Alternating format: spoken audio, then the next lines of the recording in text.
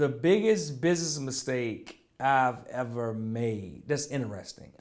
It's interesting. Not that I don't make mistakes, but I don't think I think about mistakes like most people do. I don't really harp on them. I just take the lesson from it and keep moving on it.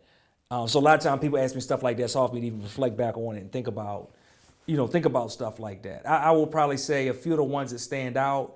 I went to business with my family. That one was a little sticky and a little rough, and it almost did like major damage to my family. So I would say now I'm in business with my wife, so you might say, hey, Lamar, what's different? That's different. Being in business with your spouse is actually different than being in business with your immediate family. Two different things.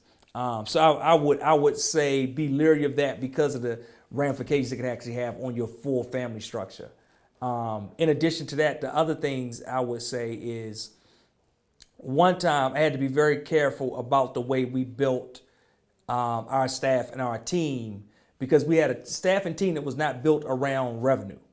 So we had a staff and team where basically, it was a bunch of people in the room where no matter how great of a job they did, it didn't necessarily drive more revenue into the business. So if the business model changes or the business model slows down, it's not like, hey, I got a person to build websites.